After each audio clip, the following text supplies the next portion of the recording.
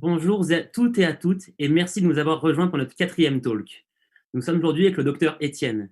C'est un honneur, un immense plaisir que de vous recevoir pour ce quatrième webinaire.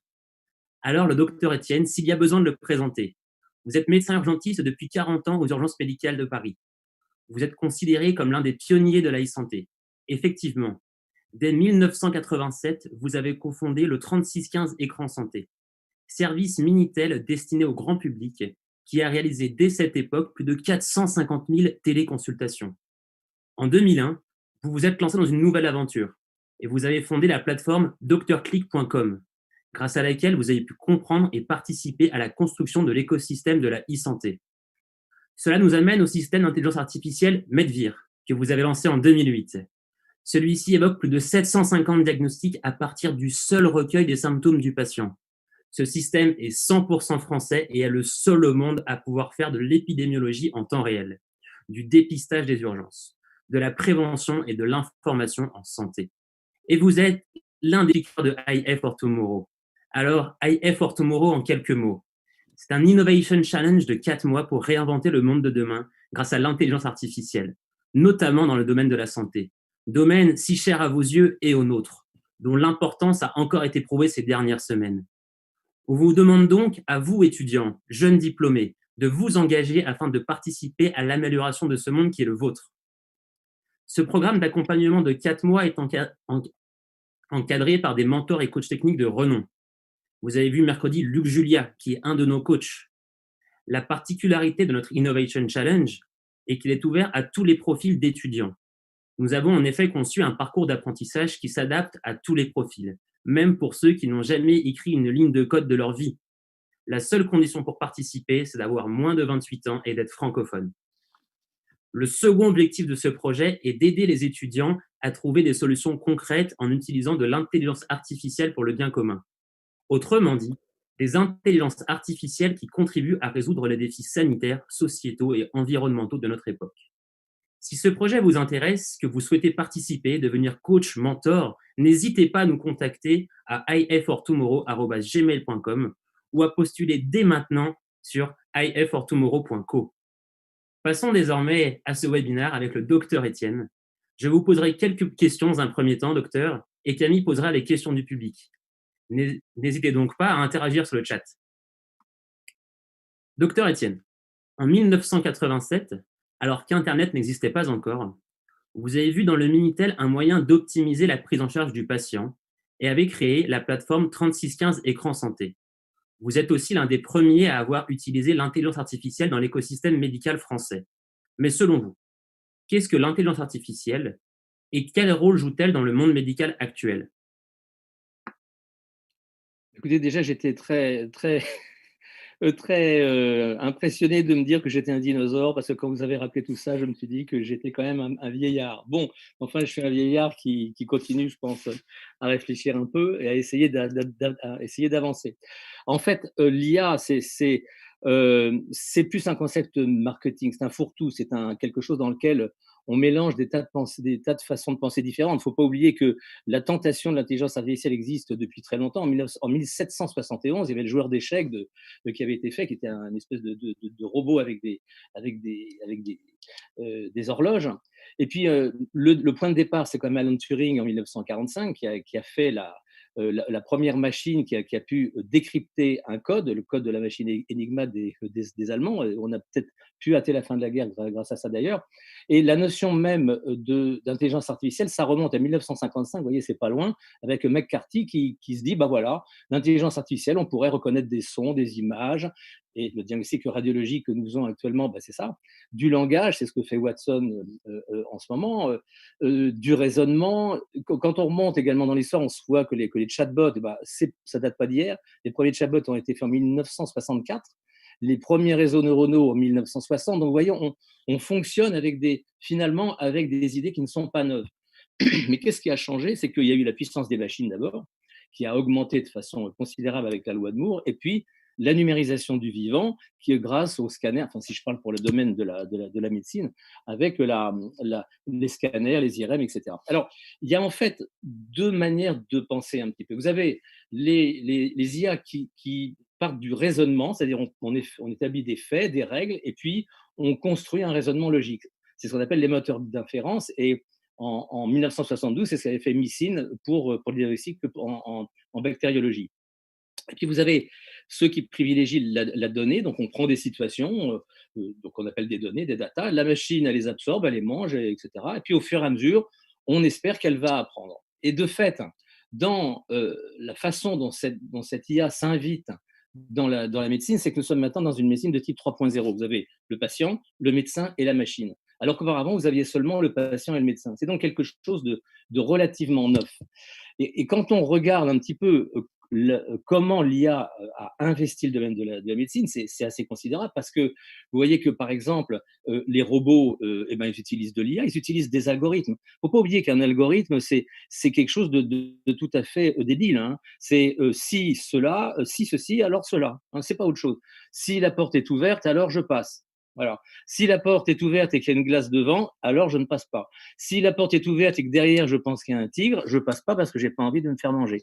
C'est de l'algorithme. Et nos machines à laver, tous nos appareils ménagers contiennent finalement de l'intelligence, ce type d'intelligence artificielle, c'est-à-dire l'intelligence artificielle applicative des algorithmes. Alors, en ce qui concerne la médecine, ben, les robots, par exemple, ont besoin de ça.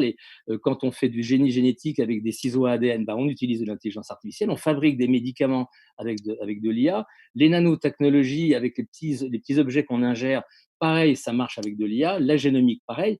La connaissance de ce qu'est l'intimité de la cellule, des médiateurs chimiques, la fabrication de neuroprothèses pour des implants intracérébraux, par exemple, et surtout la révolution des imprimantes biologiques 3D, où on va pouvoir fabriquer des organes avec nos propres cellules souches. Tout ça, ça utilise de l'intelligence artificielle, qui est l'intelligence artificielle appliquée. Donc tout ça, ça permet de faire du diagnostic, de la décision, du traitement et du suivi. Mais on peut, par exemple, il y a des choses assez extraordinaires. Vous pouvez mettre avec la réalité virtuelle, la réalité augmentée, vous pouvez mettre sur les lunettes du chirurgien qui est en train d'opérer des images qui ne sont pas autre chose que l'IRM qui a été virtualisé. Il peut savoir que c'est le rein, l'artère rénale, l'urtère, etc. Et donc, ça l'aide. Et il y a même des robots qui peuvent l'aider pour lui dire non, passe pas par là, passe par l'autre côté.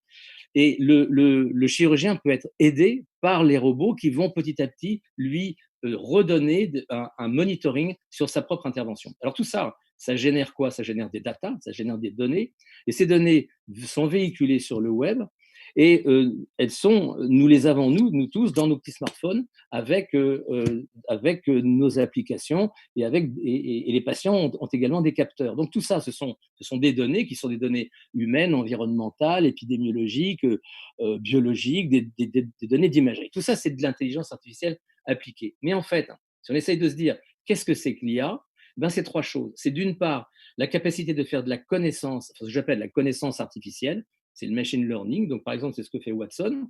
On pose une question et Watson va chercher de l'information, il vous la donne. C'est un très bon documentariste.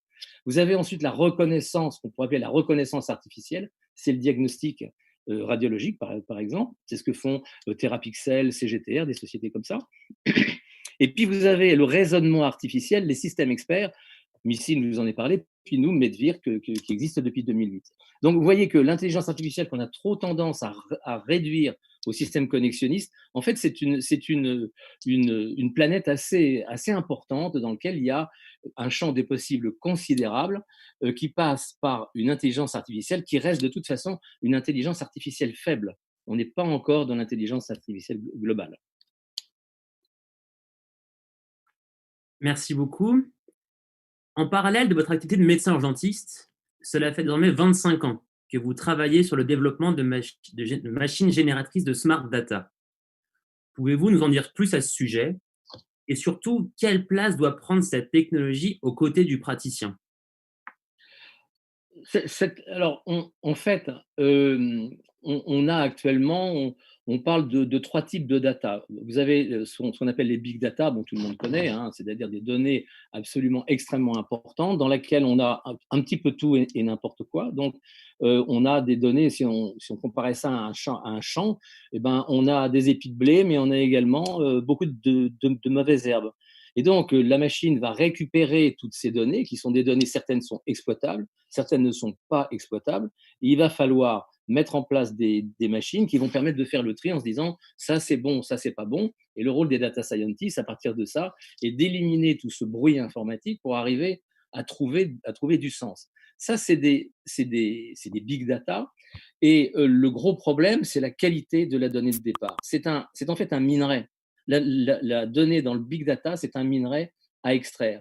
Et comme le disait Luc Julia hier, il disait que tout ça, c'est très énergivore parce que ça bouffe une quantité d'énergie absolument monumentale. Et d'ailleurs, il y a des expériences, j'y pensais hier en l'écoutant, il y a des gens qui ont proposé de fabriquer des radiateurs individuels qui soient en fait des ordinateurs qui servent d'unité un petit peu de répartition et que l'on se chauffe avec l'énergie provoquée par les datas et donc par des calculateurs qui sont en fait des micro-portions de computers. Et la somme de ces computers finit par fabriquer finalement un énorme computer, et ce computer, eh ben, il sert à nous chauffer. Donc vous voyez, il y a des solutions. Mais évidemment, tout ça, c'est extrêmement cher en énergie, et surtout, ça provoque c'est très polluant parce que les données qui sont extraites sont souvent non-sens. Vous voyez, je vous donne un exemple. Les feuilles bougent, le vent, les nuages bougent, très bien. Alors on se dit, bah oui, on ne savait pas que les nuages bougeaient et que les feuilles bougeaient, admettons. Et la seule chose, c'est qu'on n'a pas imaginé que la machine n'imagine pas qu'il y a quelque chose qui s'appelle le vent. Et donc, nous allons, la machine dire, bah, c'est le vent qui fait bouger les nuages, c'est les feuilles qui font bouger les nuages ou les nuages qui font bouger les feuilles. Vous voyez, c'est toute la problématique. Alors ça, c'est donc la problématique des big data et on essaye de résoudre le problème énergivore avec des small data. Les small data, le problème, c'est qu'on ne sait pas très bien encore comment arriver à maîtriser ça. Puis vous avez les smart data, alors là, j'y viens donc aux smart data, ce sont des données contextualisées. Ce qui veut dire que on part, je vous donne l'expérience de ce que nous avons fait nous avec Medvir. En fait, on a conçu au départ des diagnostics à partir des données de l'évidence Base Medicine. Donc, on dit que l'embolie pulmonaire, c'est quelqu'un qui a une douleur, qui a du mal à respirer, qui a les lèvres bleutées, etc. Que c'est une femme qui prend la pilule, qui fume, etc. Enfin, bref, un certain nombre de données qui sont des données certaines, des données fiables et qui viennent de la littérature médicale. Donc, on est certain que ces données sont bonnes. Et donc, on va interroger le patient et le patient, lui, il va pas faire autre chose que cocher des cases. Et à partir du moment où il coche des cases, on a donc, sur le déclaratif du patient, la possibilité de récupérer des données qui sont des données fiables parce qu'au départ, elles ont été conçues comme étant fiables. Le système, après avoir posé toutes ces questions en 2 à 6 minutes ou 7 minutes, va finir par donner des hypothèses diagnostiques et un niveau de gravité. Et à partir du moment où il donne ça, le patient a donc une information et il peut à partir de ça aller vers l'hôpital et l'hôpital va lui dire bah oui, c'est ceci ou c'est cela, c'est le bon diagnostic ou pas le bon diagnostic. Il va nous renvoyer quelque chose. Cette information qu'il nous redonne, et ben finalement, c'est la validation d'une donnée, la validation ou la non-validation. Donc ça pèse rien, c'est pas énergivore, d'une donnée qui a été conçue au départ. Et ça, c'est les systèmes symboliques qui sont conçus comme ça. Ce sont donc des systèmes qui conçoivent quelque chose au départ grâce à un expert et qui peuvent, grâce au retour, savoir si cette donnée, elle est fiable ou pas fiable. Donc, on a des données qui sont contextualisées, non énergivores, pardon, et qui sont également fiables. Alors, ça, c'est une chose. Ce qu'on peut se dire, c'est que quand on voit ça, on se dit, bah, une IA pourrait très bien remplacer le médecin. Mais le problème que nous avons, enfin que les machines ont, c'est un problème de 4 ordres. C'est que qu'est-ce que c'est qu'un être intelligent, un enfant, par exemple, un enfant de 1 an, de 6 mois, eh ben, il est capable de faire plusieurs choses. Il est capable d'apprendre, il est capable de comprendre, il est capable d'imaginer et il est même capable d'avoir la conscience de lui-même, puisqu'il finit par se nommer en disant moi, je m'appelle Roméo. Okay. La machine, elle a un problème, et parce que d'une part, elle ne sait pas apprendre. Quand on dit que la machine est auto-apprenante, c'est pas vrai. La machine ne peut pas apprendre elle-même, étant donné qu'elle n'a pas la capacité de juger de la validité de ses raisonnements et de ses erreurs. Elle peut faire des faux négatifs, c'est-à-dire c'est pas ce diagnostic, ou des faux positifs en disant oui, c'est ce diagnostic, et en fait, dans les deux cas, c'est une erreur. mais elle n'a pas l'intelligence pour arriver à savoir si c'est juste ou si c'est pas juste. Finalement, qu'est-ce qu'elle a? Elle a besoin d'une intelligence qui est supervisée. Et dans l'intelligence supervisée, ce n'est donc pas de l'intelligence auto-apprenante, c'est de l'apprentissage qui est guidé par les êtres humains. Ça, on peut penser que, au fur et à mesure, nous, dans Medvi, on est en train de mettre en place des systèmes connexionnistes au-dessus du système symbolique pour petit à petit essayer d'automatiser un certain retour de la part des hôpitaux et grâce à un traitement statistique de savoir quand est-ce que la machine est compétente en appendicite, en infarctus, en embolie pulmonaire, etc. Bon, ça c'est ce que fait une machine intelligente. Mais la machine, elle ne comprend rien. Au mieux, peut-elle expliquer? Par exemple, un système symbolique peut expliquer son raisonnement. Un moteur d'inférence peut expliquer pourquoi il dit ceci, pourquoi il pose de telles questions. Nous, c'est ce qu'on fait avec le CNRS en ce moment. On est en train de donner à Medvir une logique explicative qui nous permettra de transformer ça à terme en réseau neuronal. Mais ce n'est pas parce qu'on explique que l'on comprend. Ce n'est pas parce que vous êtes capable d'expliquer le code de la route que vous comprenez ce que ça veut dire. Et dans la compréhension, ça veut dire cum prehendere, c'est-à-dire prendre la totalité en soi. C'est ça la compréhension. Et c'est complètement différent de la simple explicabilité. Donc vous voyez, là déjà, la machine, elle a des petits problèmes. La machine, pardon, la machine également, elle est incapable d'imaginer. Si vous demandez on a demandé à des programmes informatiques de nous fabriquer de la musique ou de la peinture ou des slogans publicitaires. Les slogans publicitaires qui sont revenus, ben comme par hasard, c'était des slogans racistes qui sont sortis. Quand vous demandez à la machine de fabriquer de la musique, elle vous fait une espèce de pseudo-soupe genre pré-mozartienne, ok, mais on sent bien que ça n'a pas d'âme, ça n'a pas de, c'est des choses aléatoires dans lesquelles la machine essaye quelque chose et elle a le droit ou elle n'a pas le droit. Donc, vous voyez, il n'y a pas d'imagination. Et donc, il y a une grande difficulté à s'adapter. Or, l'intelligence, c'est la capacité d'adaptation. Puis le dernier point, c'est qu'il faut que la machine ait une conscience d'elle-même. Or, la machine n'a aucune conscience d'elle-même. Et donc, finalement, nous avons, entre les deux, nous avons des systèmes qui sont des IA faibles, hein, que ce soit des systèmes vous savez, avec effet boîte blanche ou effet boîte noire. L'effet boîte noire, c'est-à-dire on a du mal à expliquer qu'est-ce qui se passe, puisque ce sont que des équations. Alors on y arrivera, mais c'est très compliqué pour un système connexionniste d'expliquer pourquoi il fait, enfin expliquer son raisonnement. Par contre, dans l'effet boîte blanche, que ce soit les réseaux bayésiens, que ce soit les moteurs d'inférence, la logique floue ou des systèmes qui sont utilisés en psychologie, les systèmes analogiques, hein, eh bien, là, on arrive à donner une explicabilité. Mais ce n'est pas parce qu'on donne une explicabilité que l'on donne pourtant un élément qui soit réellement de la compréhension. Donc, au total, il n'y a pas de système d'intelligence artificielle forte, ça n'existe pas. Et ce plafond de verre, je pense qu'il n'est pas prêt de disparaître, ne serait-ce que parce que nous fonctionnons avec des machines qui marchent avec des 0 et des 1, et notre cerveau et notre humanité marchent avec des cellules, avec des médiateurs chimiques, avec une matière qui est une matière d'une richesse beaucoup plus importante que des 0 et des 1. Et c'est donc un matériau qui est beaucoup moins fiable que la biologie. Alors, au total, pour répondre à votre question qui est qu'est-ce que c'est que la place du médecin dans tout ça, ben c'est le problème que nous avons, c'est qu'avec les systèmes qui soient symboliques, qui font confiance au raisonnement humain, c'est une chose. Les systèmes connexionnistes font confiance à la donnée, et je trouve que dès le départ, ça pose un problème éthique, parce que ça veut dire que l'on donne un pouvoir aux faits et non pas un pouvoir à notre observation. On regarde les faits avec l'œil de la machine au lieu de le regarder avec l'œil de notre intelligence, c'est-à-dire de la philosophie et de notre humanité. Ça veut donc dire qu'il y a une sorte de démission de la pensée face au pouvoir magique et de la puissance de la donnée. Alors face à ça, bah, le médecin, comment il peut intervenir? Il faut qu'il prenne en main son destin, j'allais dire, qu'il investisse le monde de l'intelligence artificielle. Pourquoi? Parce que d'abord, c'est un fournisseur de data.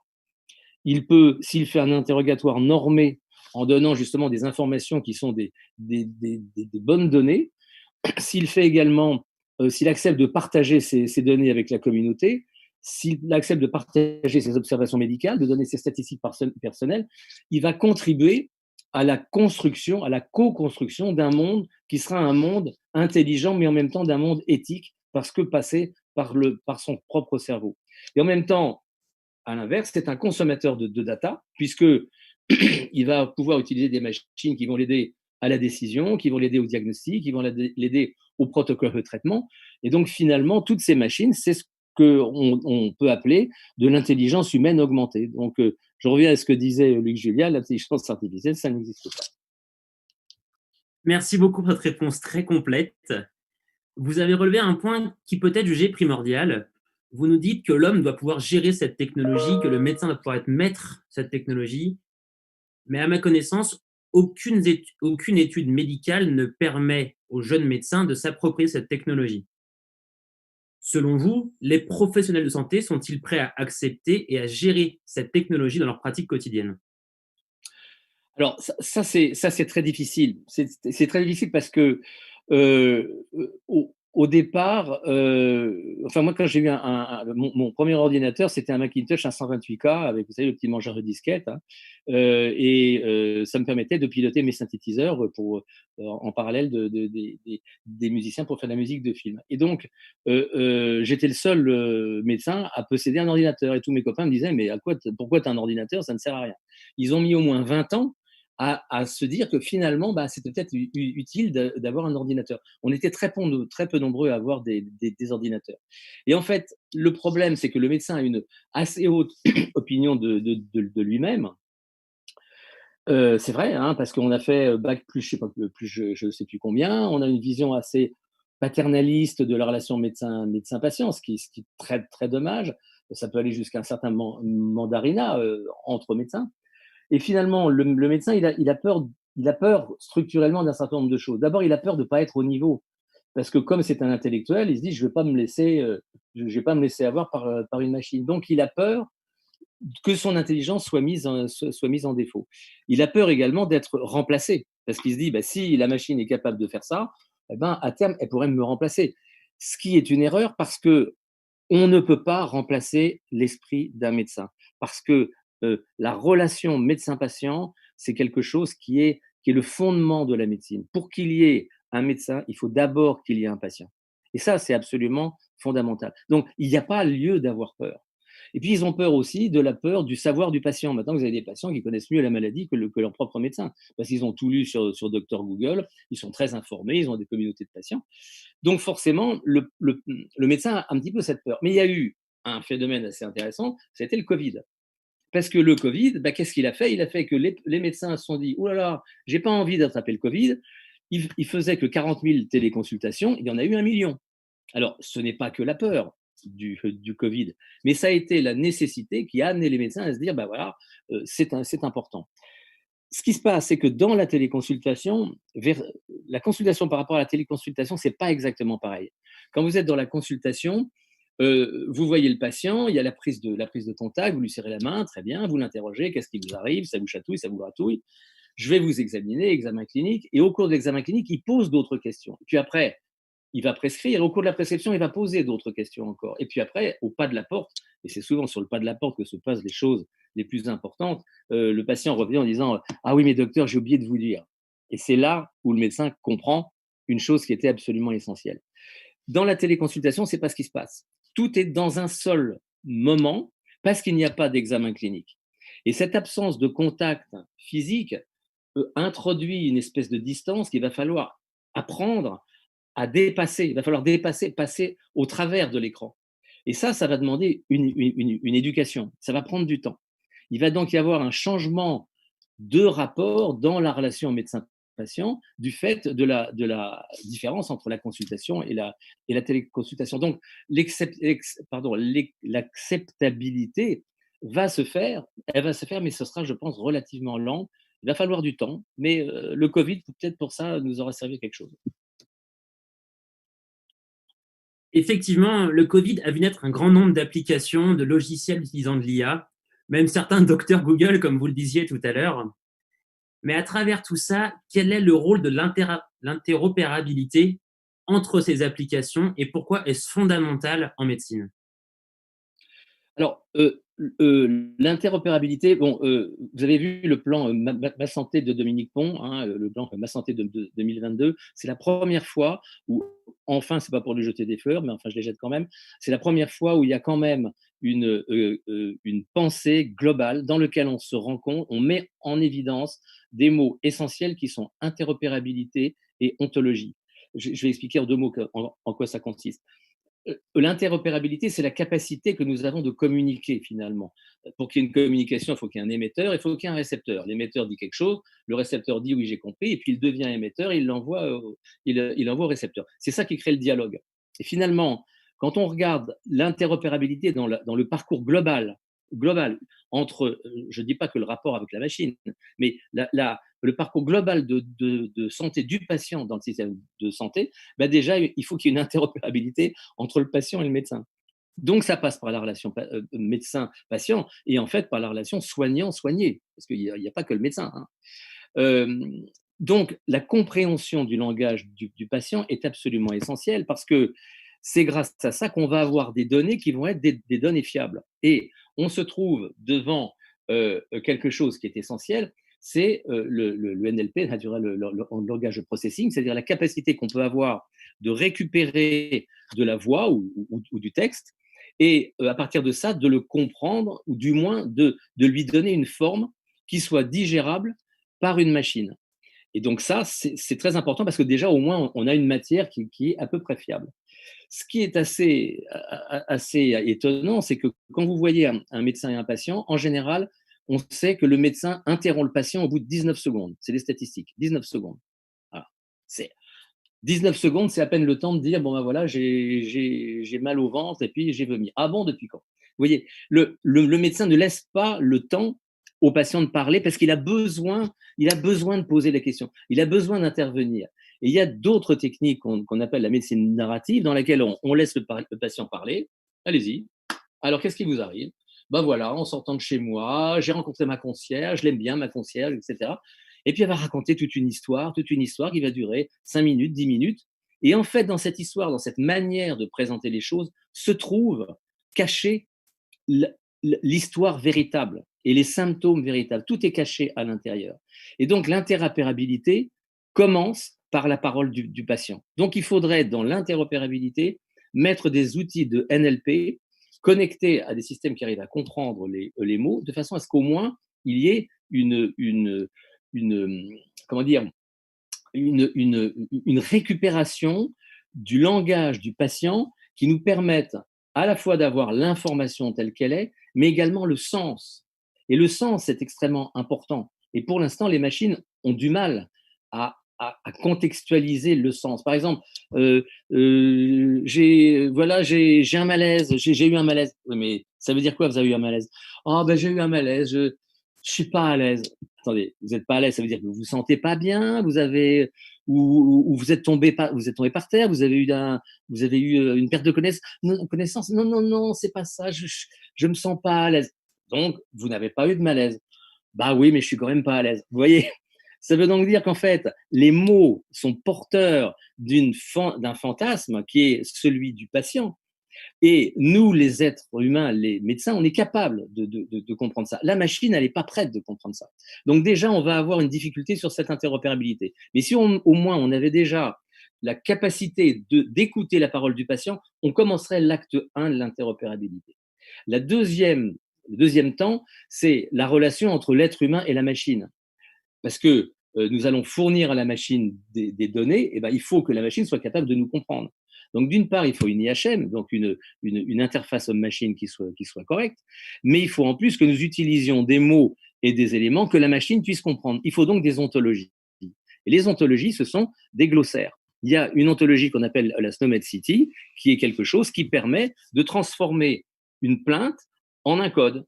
J'ai mal à la poitrine qui irradie dans le bras gauche, mal à la poitrine, code numéro 1, qui irradie, code numéro 2, dans le bras, code numéro 3, gauche, code numéro 4. On peut donc transformer une plainte en médecine narrative en des séries de codes qui sont internationaux et qui sont partageables. On commence à rentrer dans une certaine interopérabilité entre l'être humain et la machine. Et si on a des ontologies qui sont correctes, qui ont permis ce transfert entre l'homme et la machine, qui est la partie la plus difficile, les machines, après, elles parleront entre elles facilement. Et donc, l'ordinateur pourra communiquer avec les capteurs, avec les objets connectés. Les objets connectés pourront parler entre eux. Les machines pourront parler entre elles. Et d'ailleurs, se trouve là l'un des ferments d'un risque considérable qui s'appelle le monde 4.0, dans lequel les machines pilotées par peut-être une inintelligence artificielle seraient en mesure de nous éjecter de la décision parce que elles ont la capacité de parler entre elles sans que nous ayons besoin de venir à l'intérieur. Mais indépendamment de ce risque, qui est un peu fantasmatique, hein, bien sûr, la mise en place de machines communicantes est quelque chose d'absolument fondamental. Tant qu'on ne le fera pas, on ne pourra pas faire de parcours de soins, on ne pourra pas faire d'épidémiologie en temps réel, et on sera dans l'incapacité de fabriquer des choses, de fabriquer de l'intelligence. Voilà. Donc c'est un chantier fondamental. Effectivement. Vous êtes considéré dans le milieu de l'e-santé comme un pionnier. Et quelle est votre position vis-à-vis des questions éthiques de cette technologie et sur les dérives possibles de certaines idées transhumanistes? La mort pourra-t-elle côtoyer l'intelligence artificielle demain dans le monde médical? Alors, vous savez, avant de vous dire ce que je pense par rapport au transhumanisme et à cette question, je pourrais déjà énoncer déjà les risques que nous avons. Je vous ai parlé du monde 4.0, c'est-à-dire des machines interopérables qui seraient capables de récupérer grâce à leur capacité de dialoguer, de récupérer des informations, de parler entre elles et en même temps d'être digérées par une IA, une intelligence, on espère une intelligence artificielle. Le risque, c'est que ce ne soit pas un truc intelligent, mais que ce soit un truc inintelligent, voire stupide, et dans lequel il n'y a aucune frontière éthique. Or, le risque de la médecine 4.0, qui est le passage suivant, qui nous attend dans 4 ans, 5 ans, 6 ans, 10 ans peut-être, c'est ça. C'est que nous ayons une éthique, une intelligence artificielle sans éthique et sans âme. Le deuxième risque, c'est de ce fait une certaine destruction de la relation médecin-patient. Ça, ce serait non seulement une catastrophe, mais ce serait, je pense, ce serait pas une erreur, ce serait une faute. L'autre point important, c'est la judiciarisation de la médecine, qui est devenue très protocolisée à l'extrême, et qui finalement perdrait son sens. Il y a des fois où nous, en médecine, enfin moi, en tant que médecin, j'ai fait des choses hors protocole. Je n'ai pas suivi le protocole, mais parce que dans ma compréhension de la situation, il fallait que je fasse des choses qui étaient hors protocole. Si je fais ça maintenant, on va me taper sur les doigts. Et si je fais ça dans 10 ans, on va me radier. On va me radier de l'ordre des médecins. Donc, vous voyez, ça, c'est un risque considérable, c'est-à-dire qu'il y a un risque de dérive à ce niveau-là. L'autre risque, c'est que on avance uniquement avec de la jurisprudence au lieu de faire des analyses éthiques préalables. Et donc, comme la technologie va à une allure extraordinaire, nous sommes toujours en retard. Toujours en retard. Ça, ce sont les risques. Alors, qu'est-ce qu'on peut faire face à ça, et je vais venir à la notion de l'éthique. C'est que, d'abord, il faudrait déjà définir les droits et les devoirs du citoyen numérique. Nous sommes des citoyens numériques. Il faut définir les droits, nos droits et nos devoirs. Ensuite, il faut une révision des études de médecine. C'est une calamité. Les médecins que l'on forme sont, je suis désolé, bon, je vais me faire énormément d'ennemis, mais sont de futurs handicapés de la relation médecin-patient. Il faut revenir à un humanisme de la médecine. Il faut réapprendre l'histoire de la médecine. Il faut réapprendre la sémiologie. Il faut sortir des protocoles. Il faut revenir à l'importance du dialogue et de la relation médecin-patient. Il faut que les étudiants, avant leurs études de médecine, aillent en tant qu'infirmiers, qui passent le bassin, qui torchent les patients, qui les lavent, qui comprennent ce que c'est que la réalité du métier de médecin. Et puis, tous ceux qui font des applications, il faut qu'il y ait le code source, qu'il ait une vision éthique. Et quand on parle d'éthique by design, finalement, c'est ça l'idée. C'est de se dire, on va essayer de voir comment une application, elle fonctionne, et on va essayer qu'elle soit éthique. Donc, la conséquence de ça, c'est qu'il faut une charte éthique. Et je vais vous parler tout à l'heure de ce que j'appelle éthique by the top, non pas éthique by design.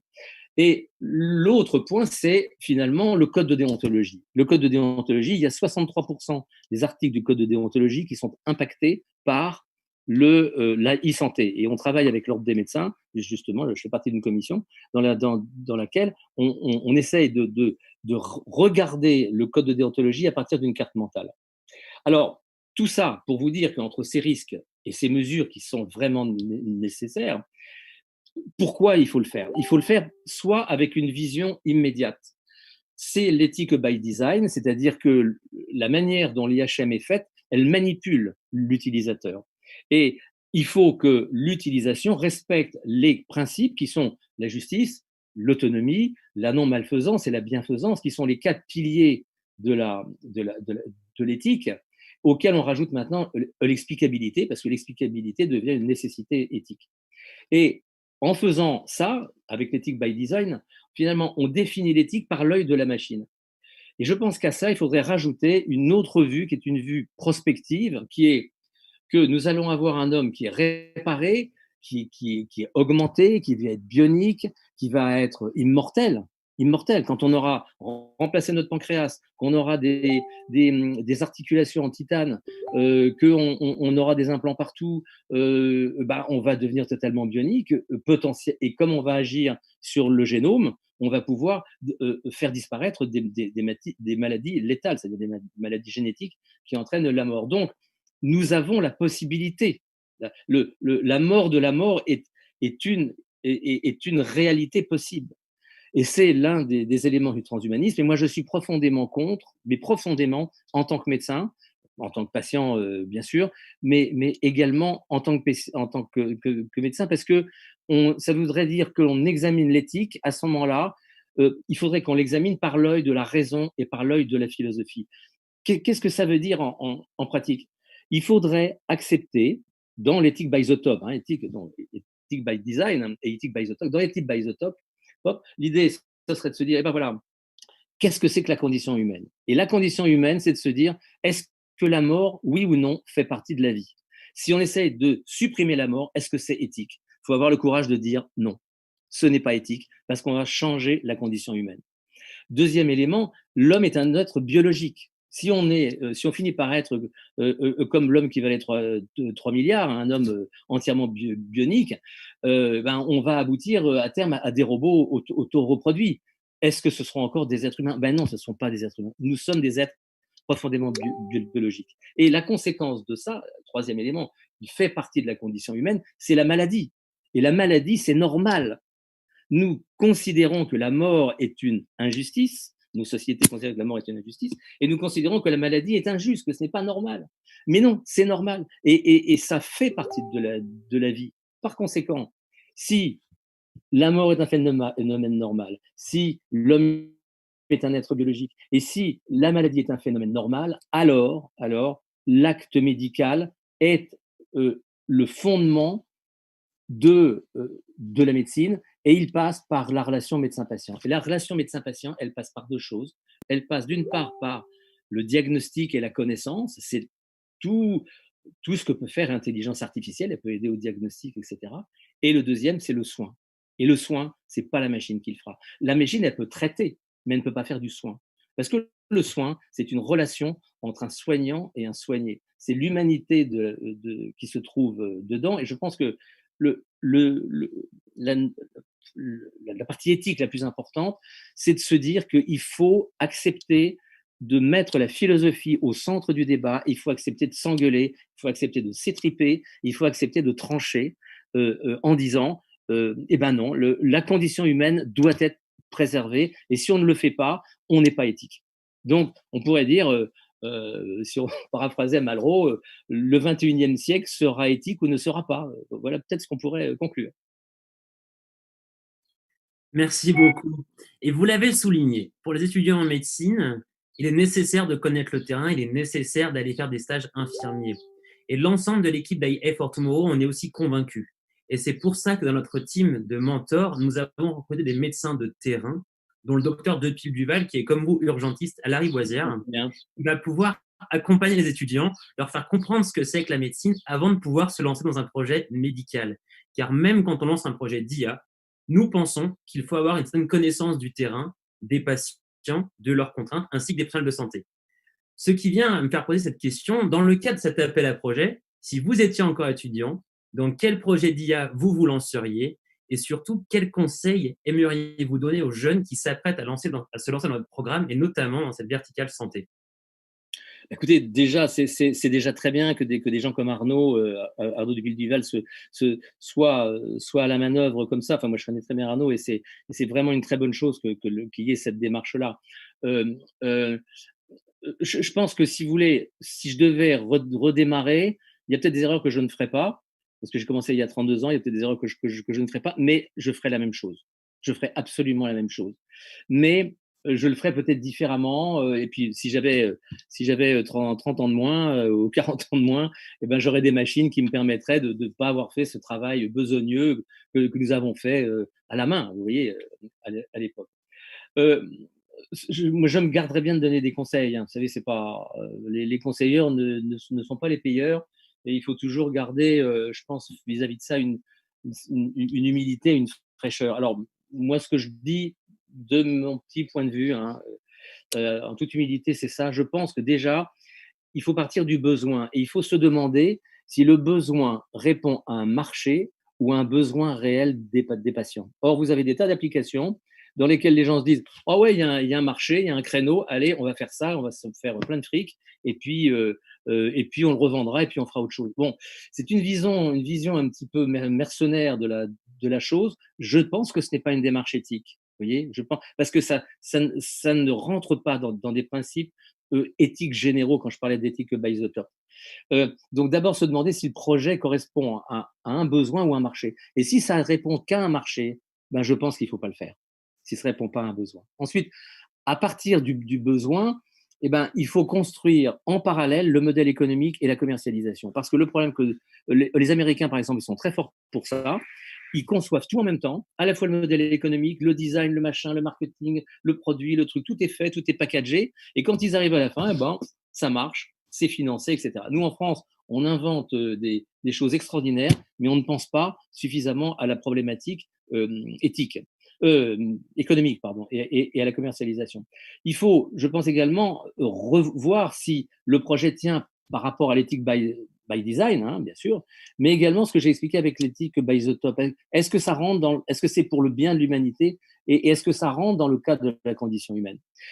Autre point, il faut travailler en mode agile. Il faut des focus group, hein, à chaque étape de la réalisation.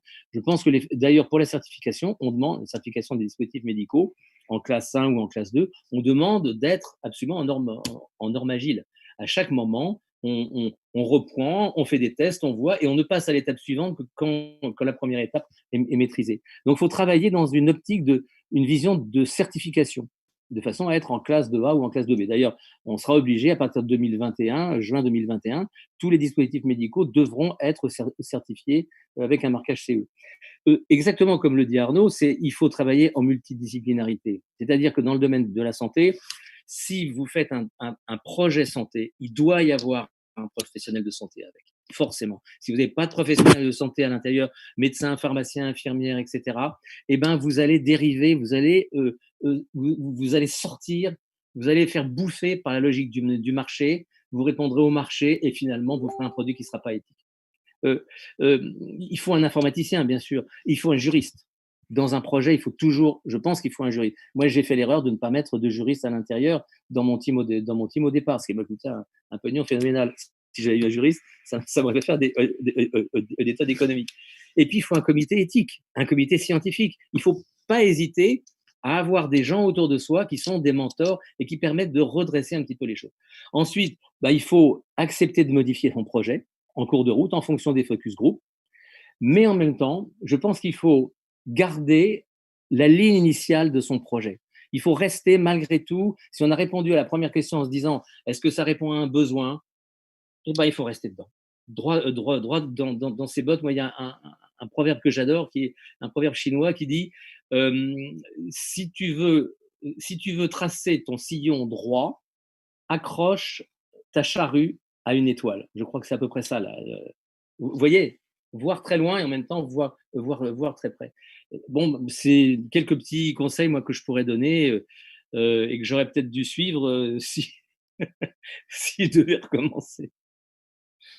Merci beaucoup pour tous ces conseils et ce partage d'expérience. J'en profite pour vous signaler à vous, docteur, et à tous les gens qui nous regardent, que l'éthique est une de nos priorités et que pour ça, nous participons et nous vous faisons participer à la co-rédaction d'une charte éthique. Donc, il suffit de se rendre sur notre site internet et de participer à cette co-rédaction. Car que ce soit en santé, en environnement et en société, c'est capital, comme le disait le docteur Étienne juste avant. Pour conclure, dans votre dernier ouvrage, Les sorciers du futur, publié aux éditions Marabout, vous dites, je cite, d'ici 10 ans, l'intelligence artificielle sera capable de faire aussi bien que le médecin, sinon mieux que le médecin. Pouvez-vous nous en dire plus? Bah, oui, dans les différentes étapes de la relation médecin-patient, il y a des tas d'endroits où la machine pourra être aussi performante que le médecin. L'interrogatoire, il pourra donner du sens aux symptômes, c'est-à-dire donner du sens à la plainte. La machine n'est pas prête de le faire. Donc là, il faut un médecin. Examiner un patient, actuellement, on a encore besoin des yeux, des oreilles du médecin, mais on a maintenant, avec les nouvelles technologies, on va avoir des capteurs extraordinaires. On a des nez artificiels qui reconnaissent 80 odeurs. Nous, on est capable d'en reconnaître que 12. Bon, pareil pour le toucher, pareil pour l'audition. Donc, l'examen clinique, dans sa composante recueil d'informations, sans doute va, sinon disparaître, mais du moins être fortement entamé. Mais l'examen clinique, il est fondamental parce que c'est grâce à ça que se noue la relation thérapeutique. C'est grâce au contact. C'est la main sur l'épaule, c'est la main sur le ventre qui n'est pas que de l'incantation, mais qui est la prise finalement par le médecin la prise en compte de la souffrance du patient. Et c'est grâce à ça que le patient guérit. Parce que nous pensons que nous soignons ou que nous traitons, mais en fait, notre action, mis à part en chirurgie où effectivement on remplace une jambe, un bras, etc., mais à part ça, c'est nous-mêmes qui guérissons. C'est le patient qui guérit et les traitements que nous donnons, ce sont des moyens pour l'aider, mais qui ne sont pas de. Ce n'est pas nous qui guérissons. Il faut garder, je pense, une certaine humilité. Et je pense que l'intelligence artificielle a un devenir extraordinaire, pourvu que ce soit bien fait.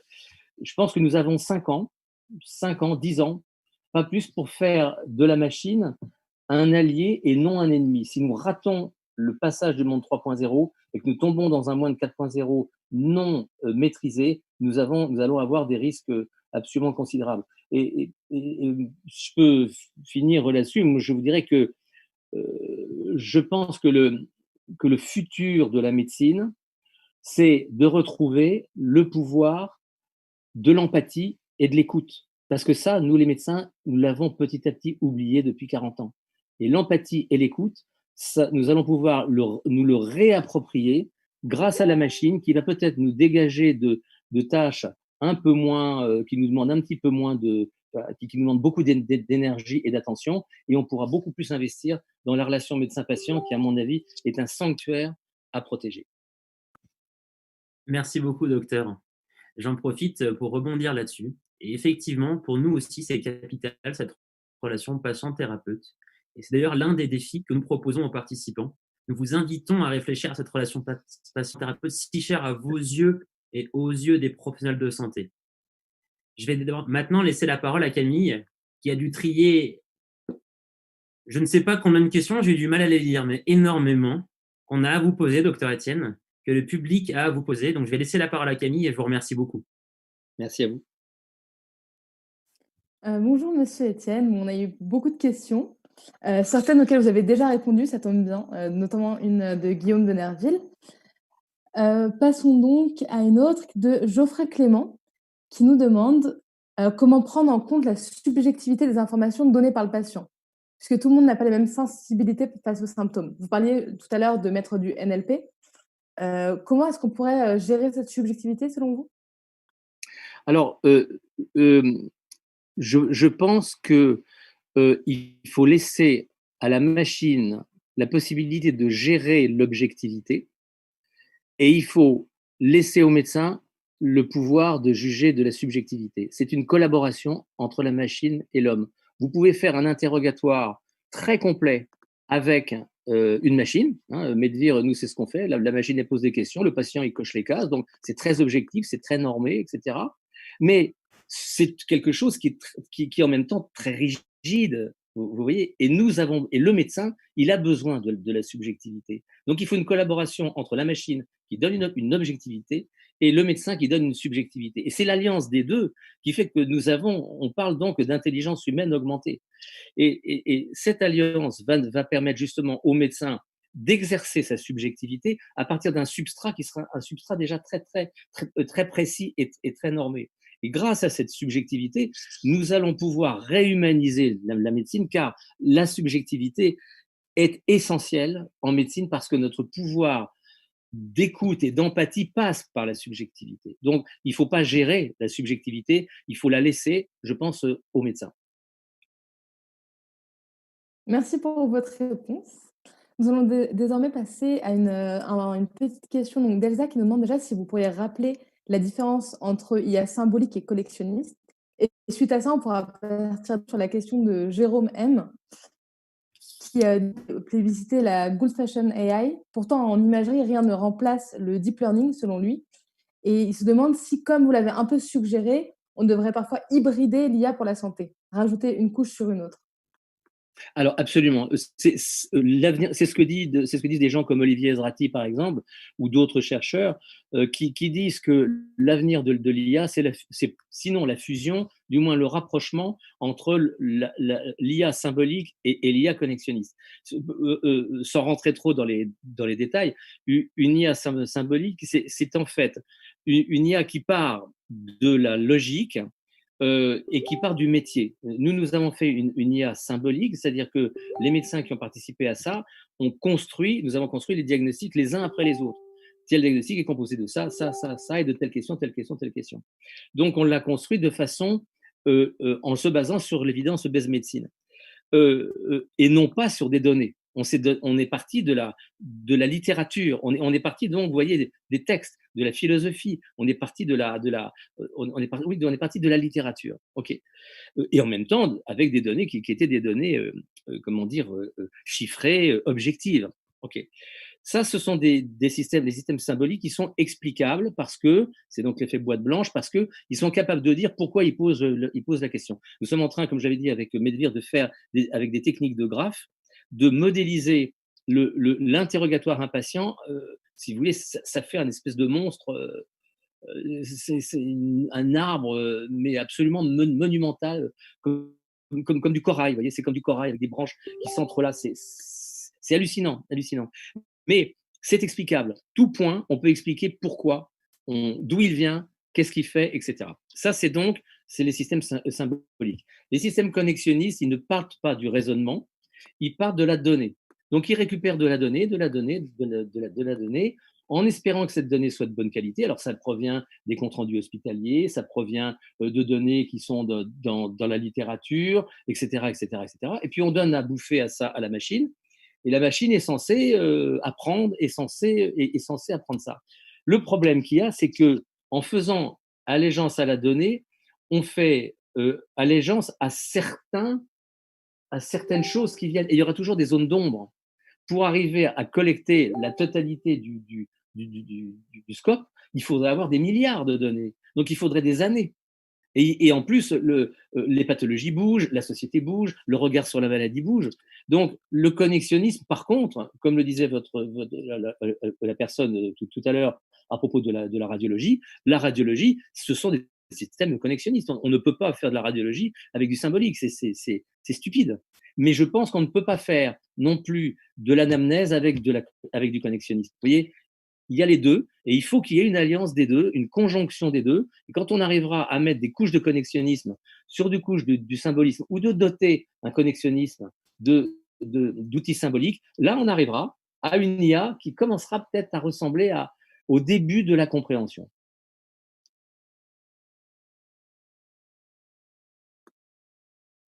Merci beaucoup.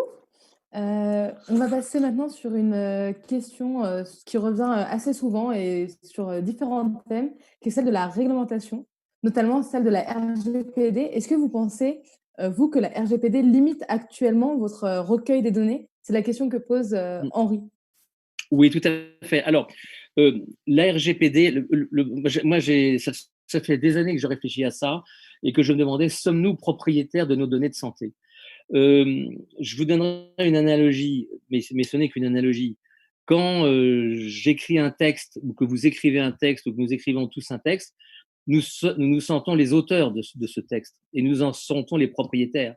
Mais ces phrases que nous utilisons, souvent, elles ont déjà été dites par d'autres, à d'autres endroits. Donc, en fait, nous ne faisons que répéter des formes grammaticales ou des formes lexicales qui ont déjà été utilisées par d'autres. C'est ce que disait Luc Julia avant-hier.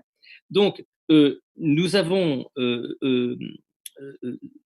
les données que nous avons, nous pouvons nous en sentir propriétaires parce que nous en sommes les auteurs. En fait, je pense qu'il faudrait mieux considérer ça que comme quand on est propriétaire d'un appartement.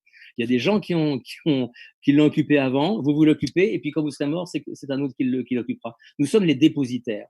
Et à partir du moment où nous sommes les dépositaires, il faut penser que tout ça, ça a été fait grâce au passé. Si nous avons le tensiomètre, ben c'est parce qu'il y a un type qui s'appelait celui qui a fait le tube à essai avec le mercure, je ne sais plus comment il s'appelait celui-là, sur la pression barométrique. Et ben c'est grâce à ça qu'on a compris la notion de pression. C'est grâce au siècle des Lumières avec Mariotte qu'on a compris ce que c'était que la notion de pression. Et Monsieur Spengler qui a fabriqué le premier tensiomètre, et ben lui aussi il pourrait réclamer des droits d'auteur puisque c'est lui qui a inventé cette donnée, qui a fabriqué l'appareil pour donner cette donnée. Par conséquent, je ne pense pas que nous soyons propriétaires. Je pense que nous sommes dépositaires. Et je pense que les données que nous avons, il faudrait mieux les faire partager au monde. Cela dit, la RGPD est absolument indispensable de façon à éviter les dérives. C'est un garde-fou absolument indispensable. La seule chose, c'est que les modèles connexionnistes risquent d'être fortement handicapés à cause des RGPD parce que si déjà qui bouffent de la donnée qui n'est pas forcément de très bonne qualité, si c'est passé par le fil de la RGPD, ben ils vont bouffer de la donnée qui sera encore de moins bonne qualité. Donc ce qu'il faudrait, c'est qu'il faudrait là encore rentrer dans des processus éthiques dans lesquels toutes les données récupérées servent à la co-construction, donc aux scientifiques, donc à ceux qui fabriquent des choses, mais que ça ne serve pas à gagner de l'argent, vous voyez, ou à asservir les gens. Donc la RGPD est une nécessité, mais en même temps, il ne faut pas oublier qu'on a besoin de la donnée pour avancer. Merci beaucoup. On va passer à une dernière question pour ne pas vous retenir plus longtemps. On a eu d'autres très intéressantes, notamment plusieurs de Claire Pouvier, notamment sur l'éthique. Mais on conclura par une question de Ron, qui nous demande si vous pensez qu'il est capable de modéliser un organe, un corps humain, un peu à la manière d'un process physique, qui pourrait alors apporter un complément aux data et appuyer ainsi un diagnostic. Alors, j'ai pas compris exactement le sens de ce qu'il veut dire. Je pense qu'il se demande si, pour apporter un complément aux data et appuyer un diagnostic à partir de l'intelligence artificielle, ça pourrait être pertinent ou pas, de modéliser un peu un organe, un corps humain, Ah oui. qui viendrait complémenter, cette donnée, Oui, on va oui. dire. Alors, il y a, alors ça, c'est dans tous les systèmes qui sont des systèmes qui permettent de faire de la simulation. On est par exemple, moi j'ai accouché par exemple une femme qui était une femme en silicone avec un bébé en silicone. J'ai d'ailleurs failli tuer la mère et l'enfant parce que c'était horriblement stressant de voir ce mannequin qui geignait, qui criait, et l'enfant qui devenait tout bleu. C'était extrêmement impressionnant. Donc, en fait, des modélisations qui pourraient être des modélisations virtuelles, hein. Bon, il n'y a pas que le silicone, mais on pourrait, grâce à la réalité augmentée, aboutir à fabriquer effectivement des conceptions d'organes ou des conceptions de corps humains. Ça nous permettrait de modéliser notre pensée et de projeter sur ces corps virtuels de la donnée, de la donnée en provenance du monde réel. Un petit peu comme vous donner, ça reste une image, hein. Quand vous avez un trou dans une dent, vous mettez un corail. Vous mettez un corail et vous mettez le corail, l'organisme, il va fabriquer des fibres qui vont s'emberlificoter dans le corail et qui vont refabriquer une gencive. Eh ben, c'est exactement ça. Les data, c'est la gencive qui repousse et le corail, ce serait la modélisation que l'on pourrait faire avec des machines comme ça, où on pourrait avoir effectivement des corps virtuels dans lesquels rentre de la chair réelle. Merci beaucoup pour toutes ces réponses, docteur Étienne, vraiment. En tout cas, j'espère que vous avez passé une heure formidable, car nous, c'est le cas, et je pense que les téléspectateurs aussi. J'espère que grâce à cette conférence, vous avez les armes pour vous lancer sur notre verticale santé de AI for Tomorrow. Sachez que, comme l'a dit le docteur Étienne, la transversalité, la connaissance du milieu est capitale, et c'est pour cette raison que même les non-initiés à ce domaine pourront être accompagnés par nos référents de différents niveaux. Vous pourrez être accompagné par Mathieu Grajosex, qui vous accompagnera sur la vision macro de cet écosystème e-santé, par Arnaud Duval, que nous citions tout à l'heure, un ancien collègue à Loïc, qui est médecin urgentiste, mais aussi par Myriam Oukal, qui a une vision ministérielle, ou David Gruzon, une vision très éthique. Stéphanie Trang et Eduardo, une vision plus macro, avec tous les ressorts de ce qu'est un projet en santé et comment le mener à bien. J'espère que vous avez beaucoup appris. En tout cas, merci beaucoup, docteur Étienne. C'était vraiment pour nous un honneur de vous recevoir aujourd'hui. Merci d'être trop gentil. Si vous voulez dire un dernier mot pour conclure. Écoutez, c'était ma première expérience de webinar, donc je suis ravi parce que j'ai appris quelque chose. Je pense que véritablement, il faut que nous construisions tous ensemble l'intelligence artificielle. Il faut des médecins, des patients, des informaticiens, il faut des philosophes, il faut des religieux, il faut des assureurs, il faut des politiques. Il faut que toute la société civile se mette autour pour co-construire un monde qui soit le monde 3.0, mais un monde éthique. Et si nous ne le faisons pas, mais Stephen Hawking, qui prédisait la mort de l'humanité grâce à l'intelligence artificielle, malheureusement, aurait raison. Et j'espère qu'il aura tort. Merci encore. Petit aparté, mais Guillaume de Nerville me demande si vous pouvez être mentor de AI for Tomorrow. Oui, bien sûr, très, très volontiers. Hein. Si je peux apporter une contribution, bien sûr, c'est avec plaisir, hein, avec plaisir, bien sûr. Oui, il faut, si je peux aider, ce sera avec grand plaisir. Merci, docteur. Merci à tous. Comme Loïc Etienne, rejoignez-nous sur aifortomorrow.co. N'hésitez pas à nous contacter par email, à regarder les webinaires précédents et à vous tenir au courant des prochains.